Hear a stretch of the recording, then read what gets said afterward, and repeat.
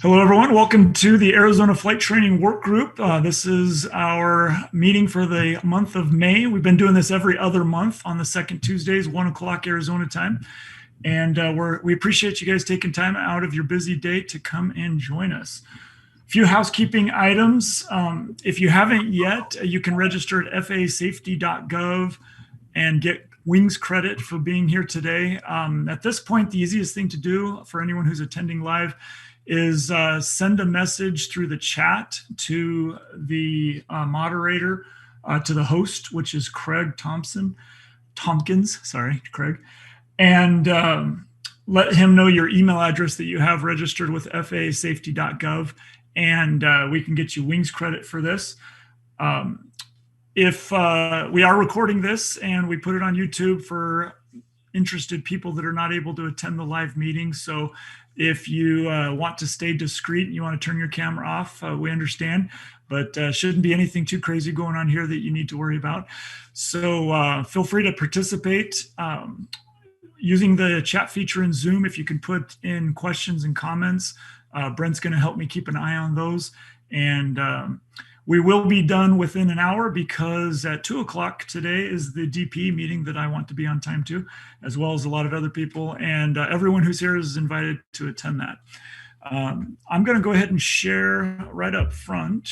Let me get my links here and post it in the chat.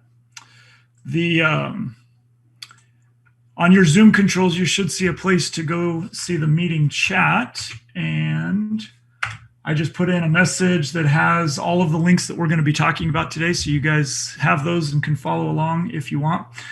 If you do have your camera on, please be careful what you're showing in the background. Don't want to have to edit out too much in the post here.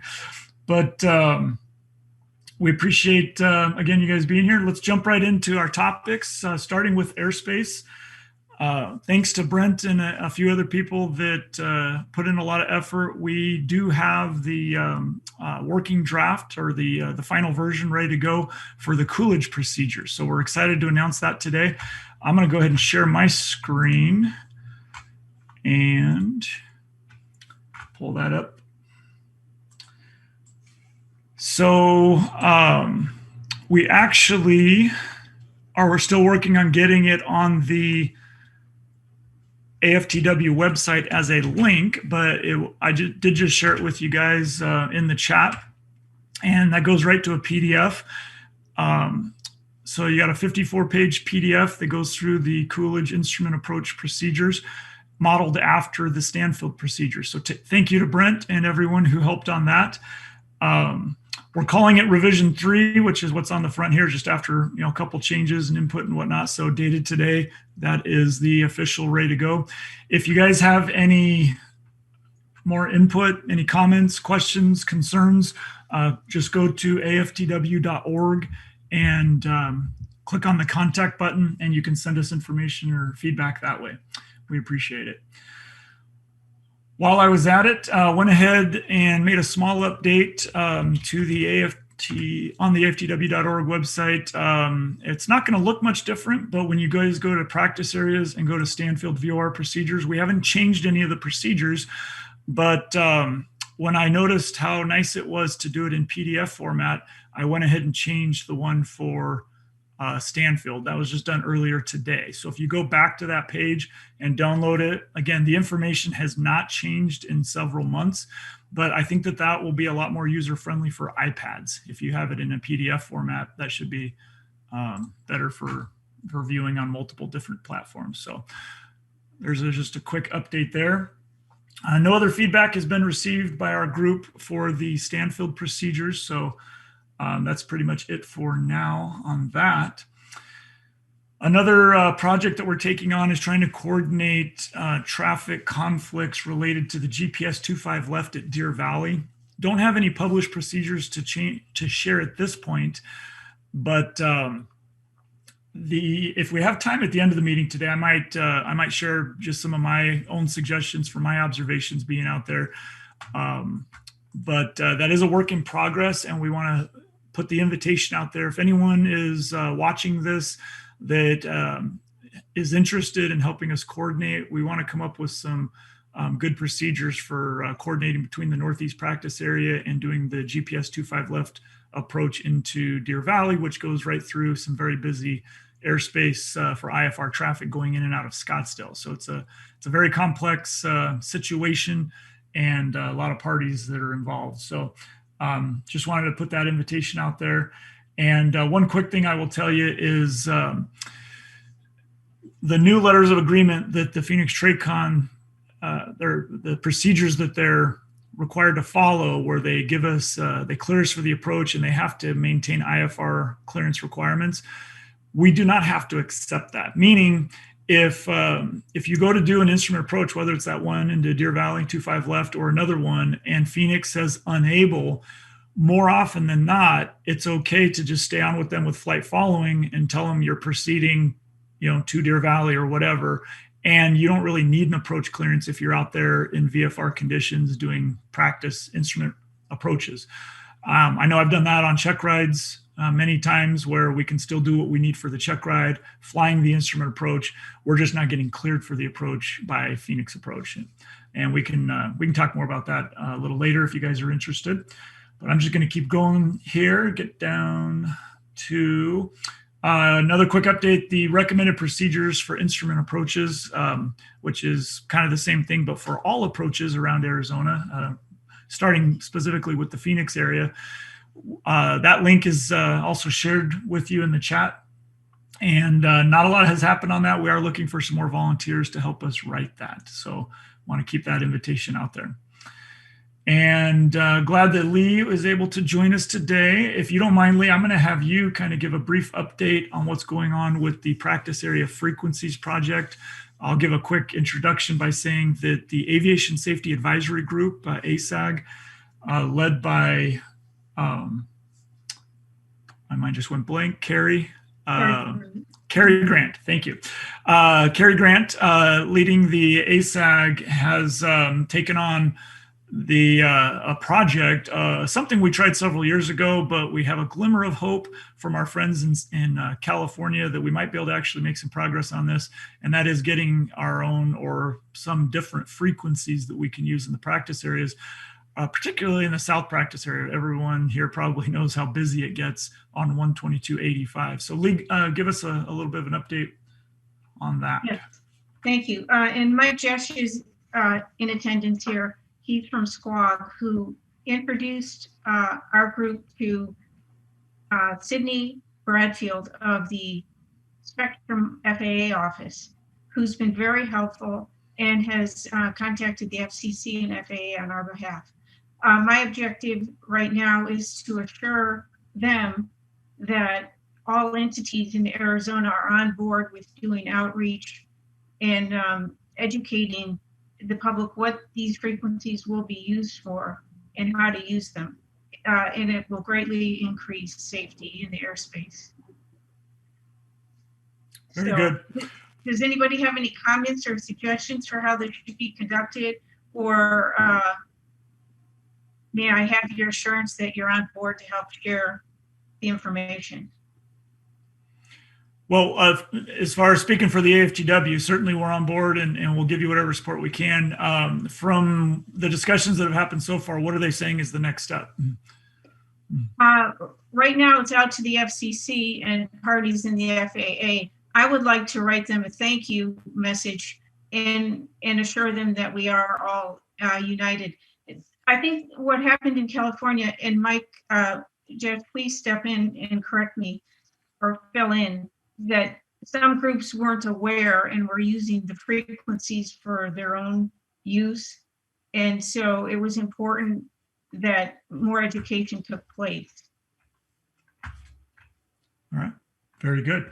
Well, thank you, Lee, and Carrie and everyone who is helping with that project. Hopefully we can get some good progress on it. So, Mike, did you have any comments?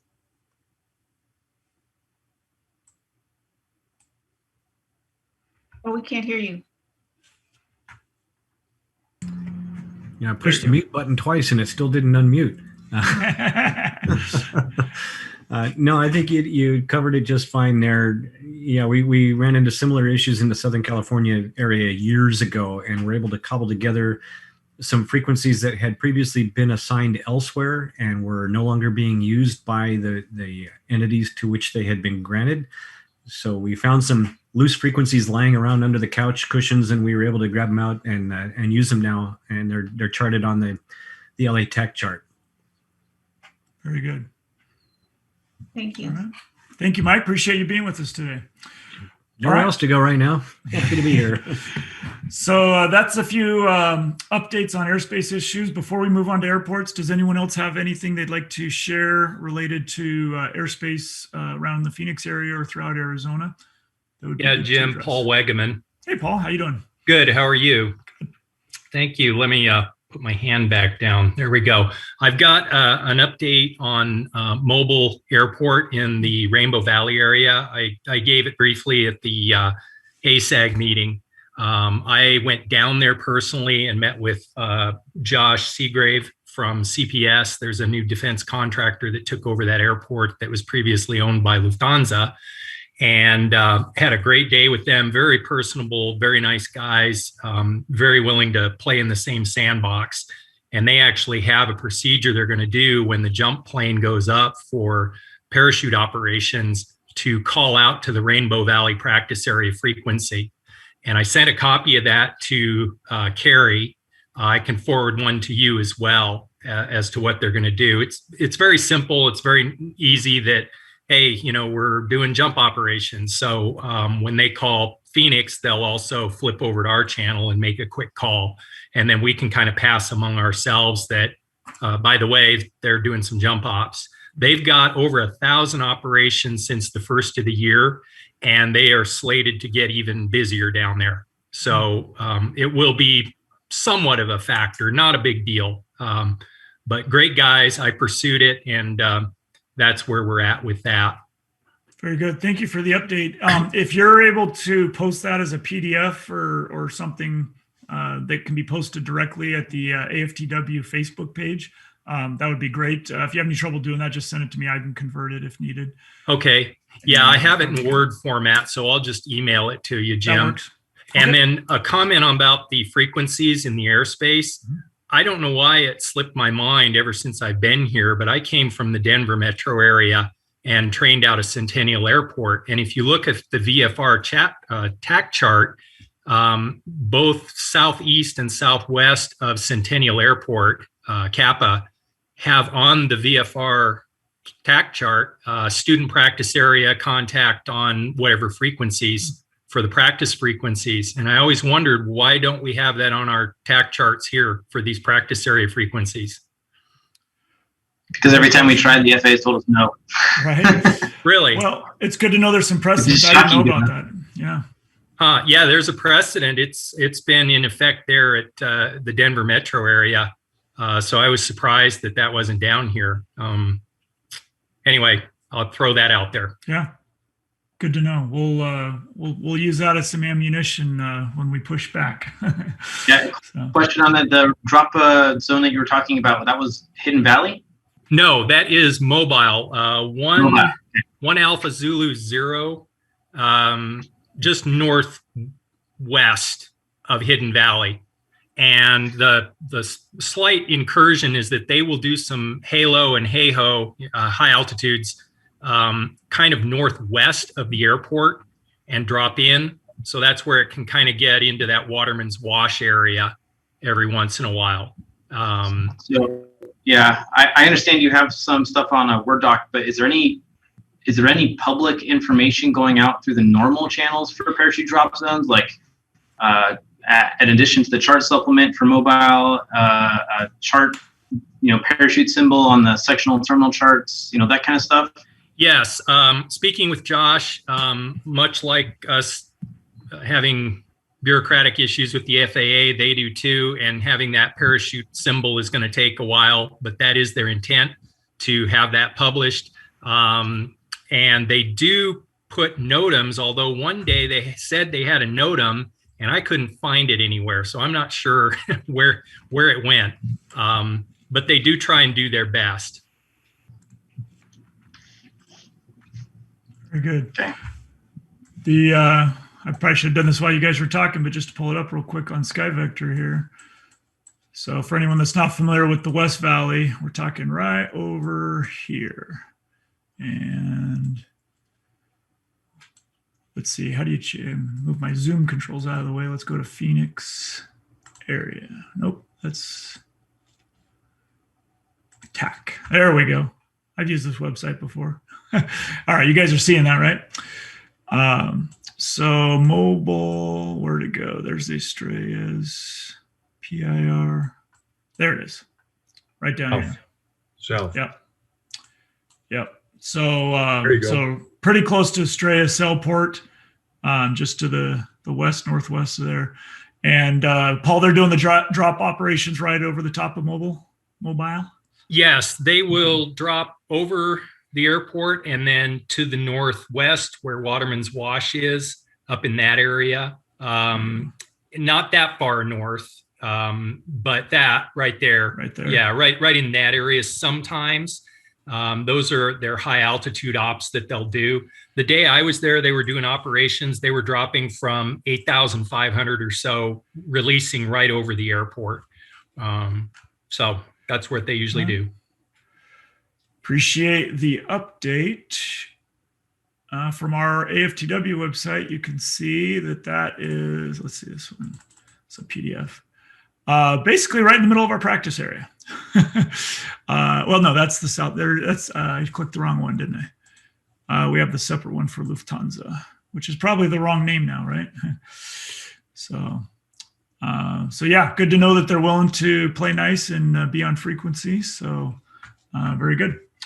All right. Anything else related to airspace from anybody?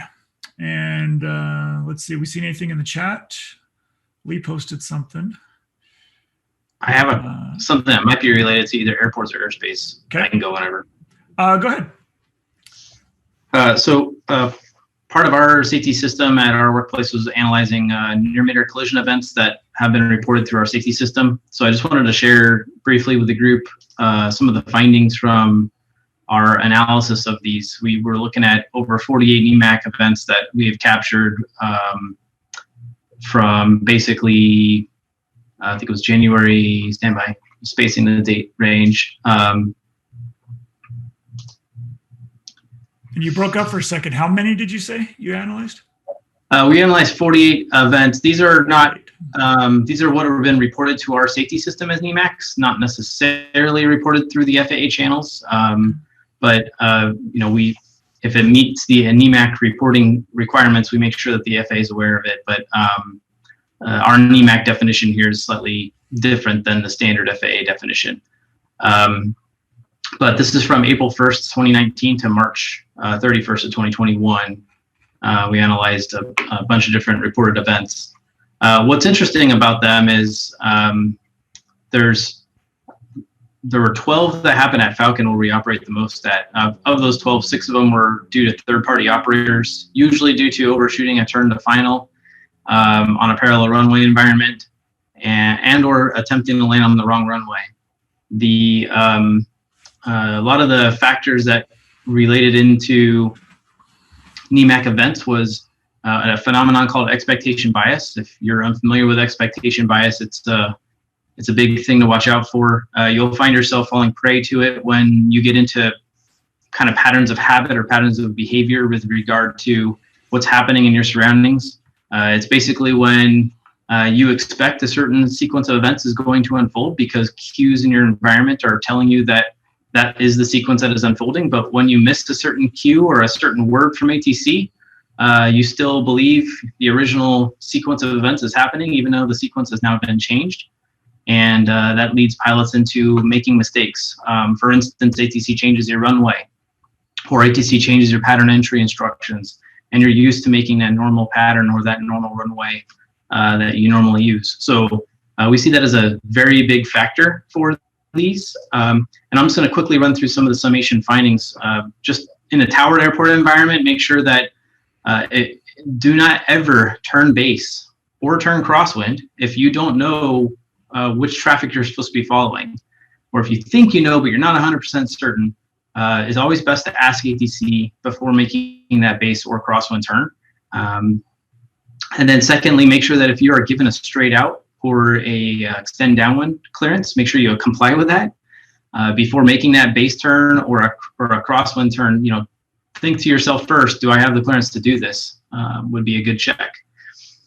For parallel runway environments, make sure that you get detailed traffic information on what you're following in the pattern. If ATC just gives you the, hey, you're clear for takeoff, and doesn't tell you anything else, and you're supposed to be making left traffic, and there's other people in a pattern, or potentially people you're supposed to be following, ask ATC, who am I following, if you're unsure. But especially when ATC is telling you you're number 2 or number 3, and you have no idea where that person is, you need to let ATC know, because you need to positively identify that traffic. You can also, on a parallel runway environments, try and stagger your approaches into the airport.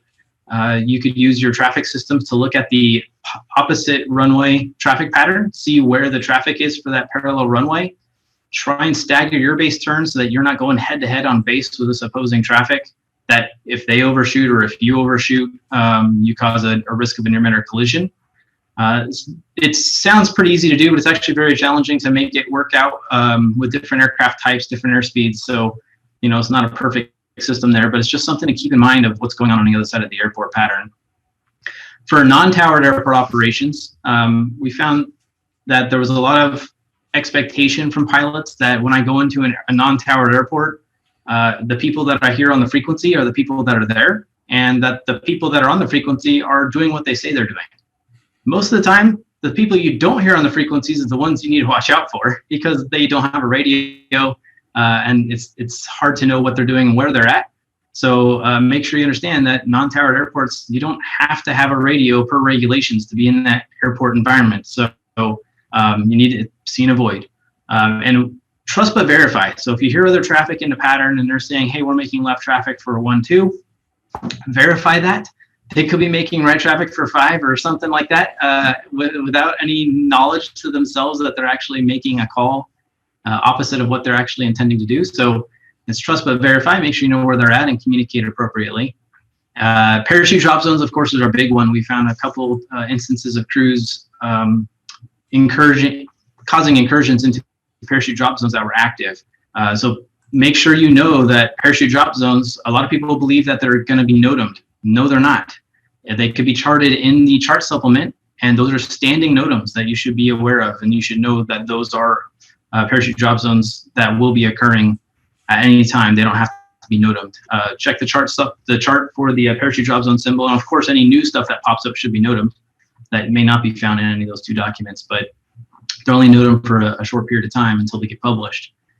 For Class Echo airspace, we found a lot of pilots that were reporting seeing traffic 5 miles away, head-to-head with them at the same altitude. And a lot of the pilots, their first go-to is to grab the mic button and start talking. Say, hey, traffic out there 5 miles north of Newman's Peak. Do you see us at your 12 o'clock in 3 miles? And they attempt to coordinate with this person on practice area frequency or a CTAF or something, but that other person may not be on that frequency. But they spend all of their tactical time working through that communication and not establishing communication when they could be taking an avoidance strategy early. So, if you see traffic 5 miles out, don't wait till that traffic's at a quarter mile going 250 knot closure to make an evasive action. You see them 5 miles out, let's turn 20 degrees to the right, or let's change our altitude by 300 feet, and that'll deconflict us until we can get them in sight, or we can see what they're planning, how they're going to impact us further. So I think that's pretty much the summation of what we saw as far as main causal factors for what has been reported through our safety system as a kind of a NEMAC events. So hopefully that's kind of eye-opening to the team, but we're always looking for ways to improve on this. And of course, there's methods we've already discussed here with how we coordinate and share procedures and practices, and so it's always room for improvement. But thanks for your time. Thank you, Brent. Good for all of us to learn from, good reminders as well. All right, then we're going to go ahead and move on to airports, starting with Falcon Phil. Did James Manzo make it today? If you're here, James, go ahead and unmute. We have a new flight school, relatively new to the area anyway, at Falcon Field, California Aeronautical University. I've seen them when I fly out with my airline to Bakersfield, and we've got them here at Falcon Field now. So are you there, James? Did he make it? I'm looking at the attendance list. He was going to give us an introduction of what they're up to over there. If you're talking, Brent, we're not hearing you. If you want us to hear you. All right. Did I lose everyone? I hear you. Okay. So we will wait on James's introduction. Hopefully he still makes it today, but just a heads up, we do have another school there at Falcon Field. Deer Valley, wanted to just kind of share my own observation with the new taxiway Delta. There's still a lot of confusion going on with taxi instructions, and wanted to just remind everyone, use your taxi diagram, have it out, be looking at it when ground control gives you your taxi instructions. Watch out for that expectation bias that Brent was mentioning, and that will hopefully help. Of course, when in doubt, clarify. I've been seeing even experienced pilots that are, not reading it back correctly. I hear them, from other airplanes, or some of the people I've been flying with, I can see, little bits of confusion. Sometimes it's ground control saying it wrong. Remember, they're getting used to the new taxiways as well. So everyone just needs to be careful, double check, and hopefully avoid the potential runway incursions that would happen from that. And then I had Scottsdale on the list for the summer closure that is scheduled. I think I included that link up front in the chat. Goes to the city of Scottsdale, the airport page, and that is scheduled to start. I'm just pulling it up here on July the 7th, I believe it was. That was the wrong link. So they're anticipating that Scottsdale Airport is going to be closed about 45 days this summer. And just a heads up, if you hadn't heard about that, keep an eye on the that Scottsdale Airport page is as good of a place as any. Of course, check NOTAMs. What other airport updates would anyone like to share? And we got 30 minutes to go. We're doing good, doing well. Anybody in the chat? Hey, Jim, this is Craig from the FSDO. Go for it. Yeah. We recently found out that there's a new tower manager and a new crew over at Glendale. So I'm just encouraging people. I'm soliciting comments. What do you like? What don't you like? Just you can chat me, email me, however you want to do it. But I'm just curious how it's going now that there's new personnel. You know what? The last time I did an approach at Scottsdale, I actually thought, hey, I should bring that up at the Glendale meeting because it was a very positive experience. At the Aftw meeting. So in this meeting, I have in the past shared my frustrations with practice instrument approaches at Glendale. And the last few times I've been there, it doesn't happen very often because it's usually we need the LPV approach to runway 19, and usually they're on runway 1. But I think probably the last 3 times over the last couple of months that I've been able to do that approach, they have been very accommodating, very friendly, none of the sour attitude that we had before. And so a marked improvement is my quick feedback. And if anyone else has anything, please shoot a note to Craig and that, definitely make sure those positive comments get back to the tower manager. Thank you for your efforts on that, Craig. Very good. Any other comments, airport related? All right, let's keep on going. I can go with one just on our NEMAC analysis in case it's bumbling around your head wondering which airports were coming up as high hot zones for NEMACs. Probably comes as no surprise. We operate mostly in the southwest and occasionally in the north practice areas, but mostly the south and southwest practice areas. But Auction and Coolidge were kind of our 2 non-towered airport hot zones. Obviously, Falcon was our towered hot zone, but we had a few hits over at Chandler and Gateway as well. But we do see with our NEMAC data, we see a lot of unfamiliar pilots, like lots of cross-country type GA pilots dropping into Auction as it usually has the cheapest fuel in the area. or Coolidge, but they expect it's just a little random airport in the middle of nowhere, and think that it's an easy airport just to drop into and jump on the frequency 2 miles out, and then they find that they're dropping into a beehive full of Archers and Cessnas and Seminoles. So do watch out for that. Very good. For anyone who's new to the group, just a quick reminder that we do have a page for Marana Airport operations down on the way to Tucson, between Phoenix and Tucson. If you haven't checked that out yet, please do. A lot of important information there. After you go through the linked information, we hope that you will agree that Marana is not the best place to be sending student solos. And we can't prevent people from doing that, but as a group, that is our safety recommendation, is to avoid Marana for the student solos. Anything else you want to add on that, Lee? Yes, a lot of people here already know that Steve Miller, the airport director, has left his position. He did a great job. He's going to be missed. They're interviewing for a new manager. I'll keep you posted. Something that came up at Squawk today was they wondered if we had any problems with people calling the same airport by different names. The only example I can think of, which is pretty well remedied itself, was people would call Avra Valley traffic instead of Marana traffic on their call-ins. Do any of you know of any airports in the state that may still have this problem? Good. Right. Okay. Well, if you think of any, drop them in the chat. Thank you, Lee. Yes, thanks. And speaking of chat, thank you, Lisa. I'm glad you're able to join us today. She let us know in the chat that it is still Lufthansa. I haven't been over there for a while, so I wasn't 100% sure. I know there's been a lot of changes at multiple locations, multiple companies. So good to hear. Jim, yes, this is Paul. I'm not doubting. I'm just questioning. My information from the safety pilot at Lufthansa was that it was sold, and the guy Josh is an employee of CPS, and they own that now. All right. I'm not talking about Mobile Airport, mobile, however you say it. No, I'm just talking about whether the airspace over there, the practice area, and the frequency was still Lufthansa Airlines. My misunderstanding. Nope, sorry. That's okay. No, thank you for clarifying. You probably weren't the only one misunderstood what I was saying. All right. So training updates and concerns.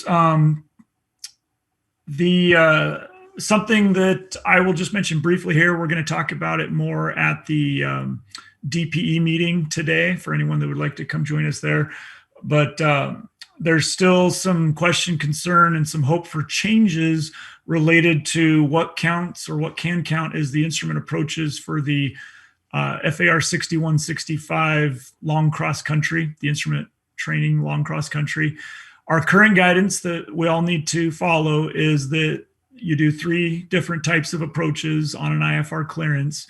And our current guidance is that a GPS approach is a GPS approach. It doesn't matter if you do 1 to LNAV minimums and 1 to LPV minimums, they're still just an RNAV GPS approach. So that is one type of approach.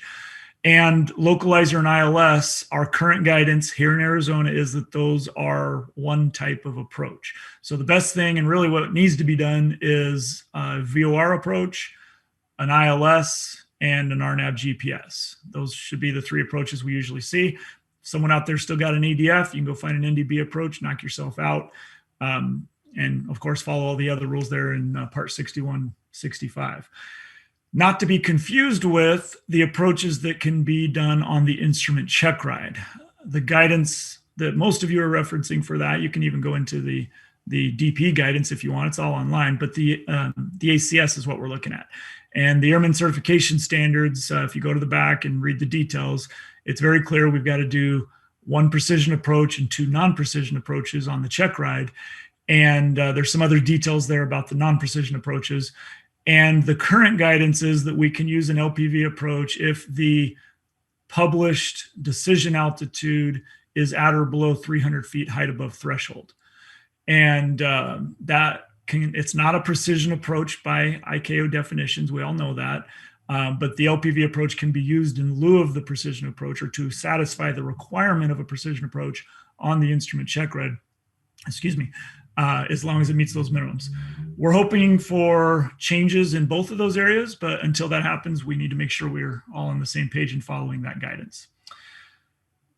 And the next item, also from ASAG, Carrie Grant is gathering information related to any practice approaches that are being denied by Phoenix Approach. I mentioned earlier there might be some workarounds, but he would still like to gather data of how often we're being told that we cannot do a certain approach. So he's asking that each flight school pick a point of contact to gather information from instructors and pilots and try to get some data together, specifically the date, the time, and the name of the approach that was denied, and then send that information to Carrie Grant. Let me move my microphone here so I can put this in the text. And that is cbgrant@azboss.net. I just put that in the text, in the chat for Carrie Grant's email address. And that would be much appreciated. Any data you guys can give us of how often and what approaches are being denied. And that's everything that we had on the agenda for training updates or concerns. What else do you guys have? Technique related stuff, questions about regulations. I had a question on, this is Mike Jesh from Southern California. I don't fly in Arizona very much, but when I do, I usually fly down to Tucson to go see my mother-in-law. And I generally fly along Victor 66 a little bit right over Gila Bend. And I'm noticing on the chart there's a VR 223 military training route with an arrow that indicates the traffic is southeastbound. And when I've been on there, I have, well, the last 3 flights in a row now on the way home, I'm on that Victor Airway. There's a fast mover going northwestbound at 380 knots at 6,000 feet. And I kind of thought, well, that's a little surprising. There's no note anywhere around there that these guys are going that fast below 10,000 feet, and opposite direction to the military training route indicated on the chart. Great question. Anyone know if that's been addressed by anyone? Which training route did you say it was? The one just north of Gila Bend? VR 223, right by the Maricopa Mountains, right there, it looks like. Yeah. It's generally right around that area. I was just looking for, I took a screenshot of the guy one time. But they're screaming over there at 380 knots at about 6,000, 7,000 feet. Wow. You sure you didn't have a 200 knot tailwind? I always have a headwind, no matter whether I'm eastbound or westbound. I always have a headwind.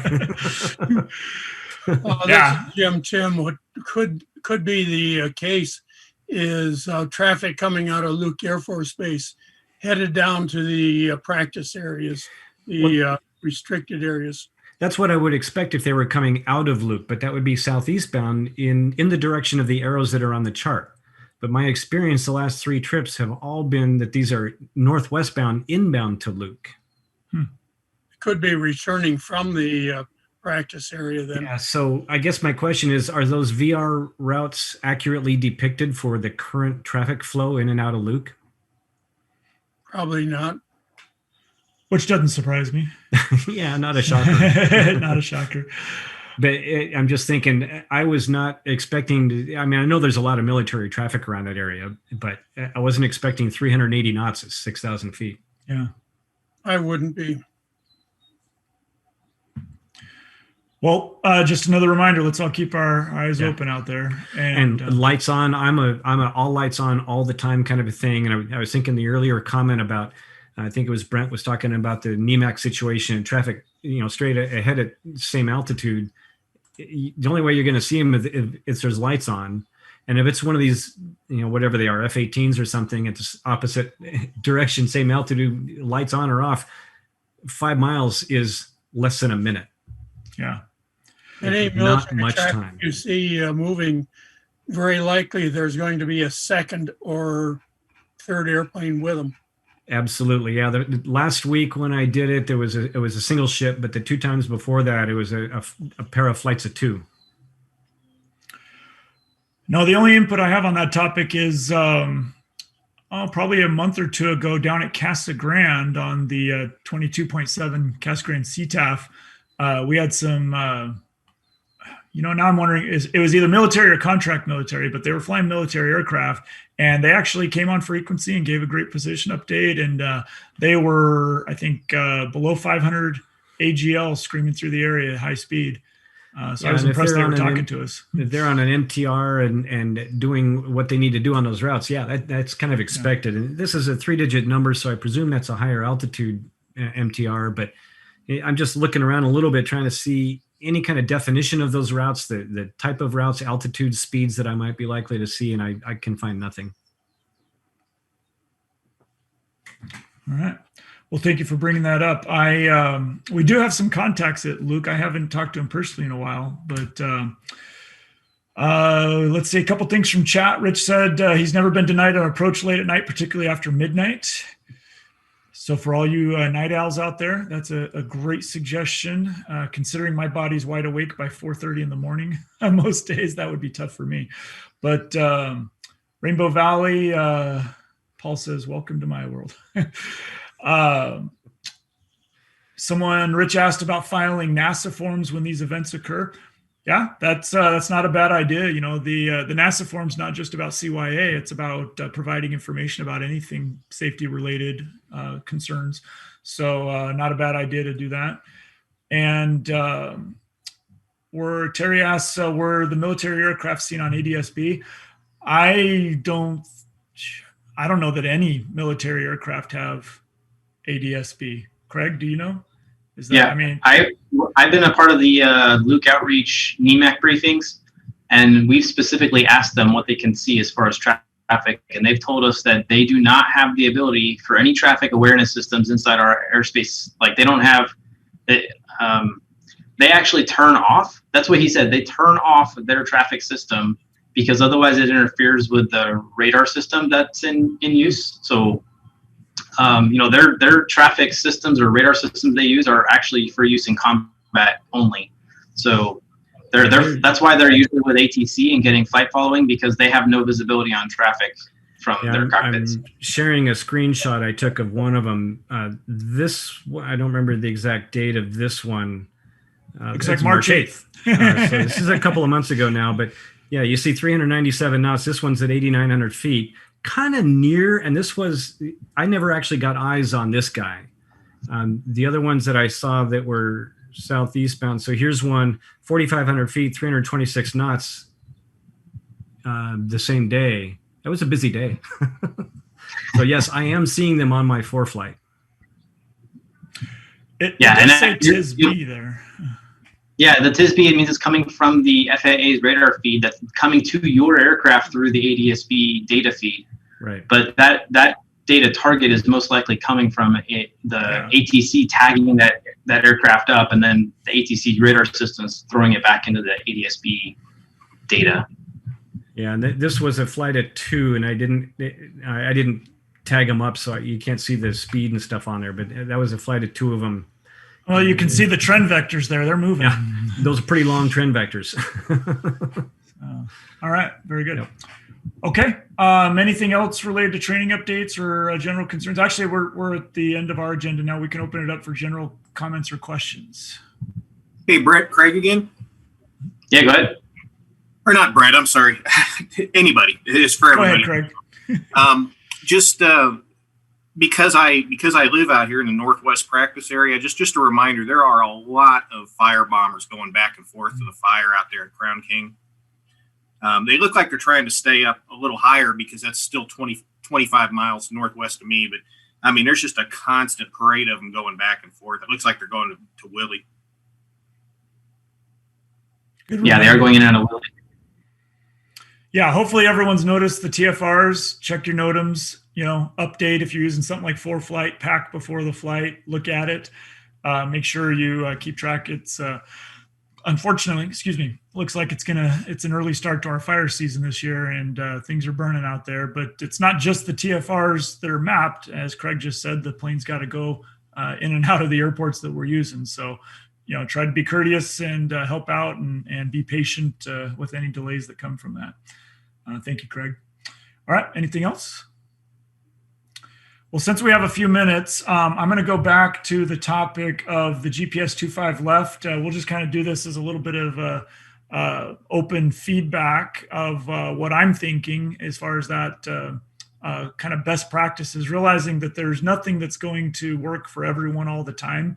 But as a general guideline, what I've been doing that seems to be working well is to, starting in the Northeast practice area, usually we're on a check ride, we're coming from Scottsdale or something, and we head out to the practice area and start on 122.75, the practice area frequency, and coordinate with any participating traffic that's there.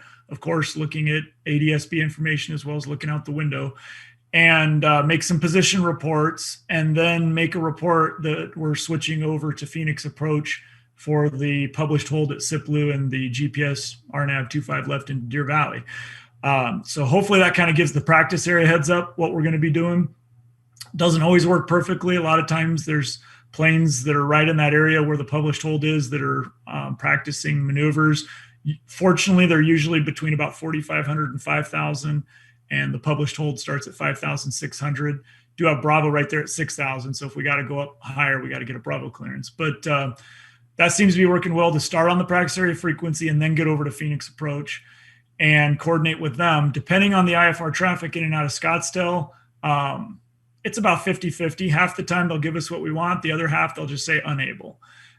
Usually they're nice about it. Usually they give an explanation. It's because we've got, just too much IFR traffic in and out of Scottsdale.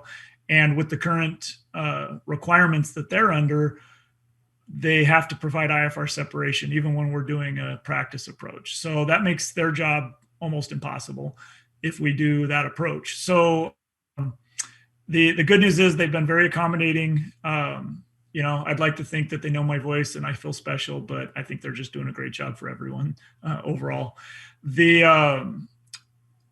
And then, of course, they give the handoff to the tower. We keep the squawk code going into Deer Valley, and Deer Valley is usually expecting us when we call inbound for the approach.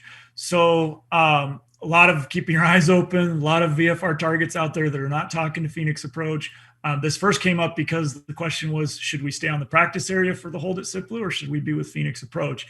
And because Phoenix has been doing such a wonderful job pointing out VFR traffic, other traffic, even traffic that's not talking to them, I really think it's best. And my suggestion to the AFTW is that we make those first calls on the practice area to let them know what we're doing, and then get on with Phoenix Approach for the published hold at Siplu and go from there. So that's about as far as we've gotten. That's what I've been doing when I'm out there on check rides. Comments, questions on that?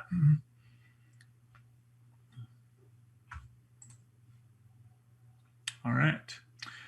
And as long as we're talking about safety, one that I think of, so one of the schools that I do a lot of check rides at has only 2 of the newer Cessnas that has a 3-position landing light. And I have tried to find a reference for how to use this landing light. I've tried to search the POH, I've tried to search online, and all I have is my own experience when I worked for Cessna and they trained me. The 3 positions are landing light on. The center position is labeled recog, RECOG, and then slash taxi is the middle position, and then off is the bottom position. And what I learned when I was at Cessna, and there might be differences in different models, but most of the single engine Cessnas that have that recog position, it's short for recognition. And when you turn it on during the pre-flight, it just looks like a normal taxi light. But when you take off and get to about 40 knots GPS speed, the lights start flashing. They do the wig-wag. And my experience and my humble opinion is that is much better for see and avoid, especially during the day. If someone's got those wig-wags on, I mean, even during the day, you can see them 10, 15 miles away.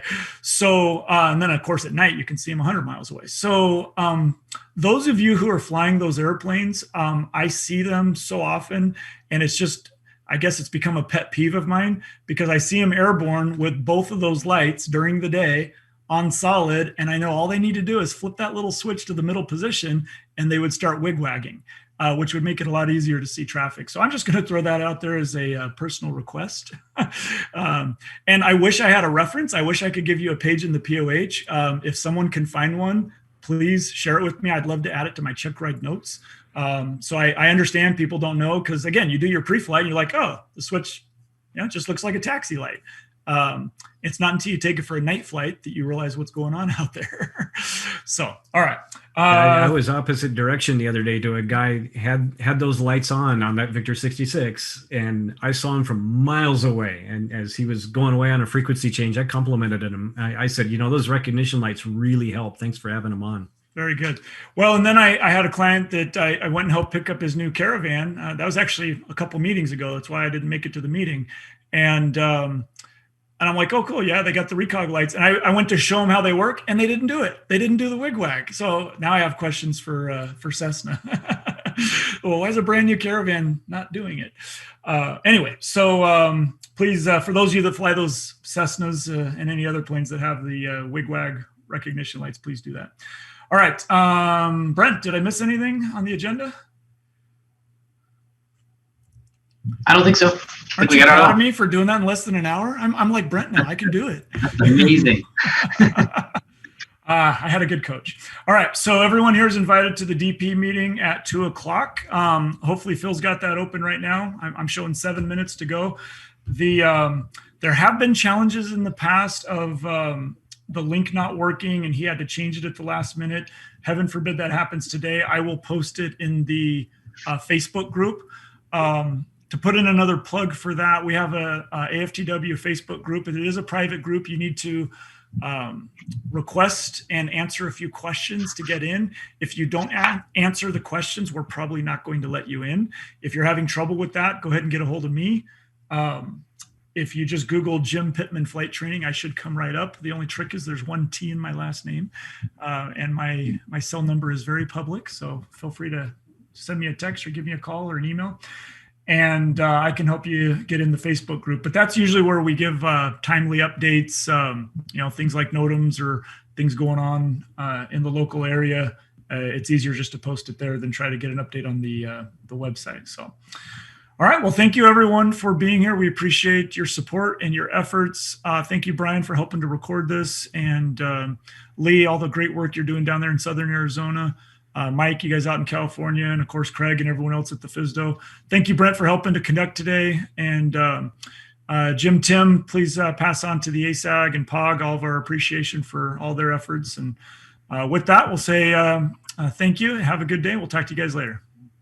Thank you.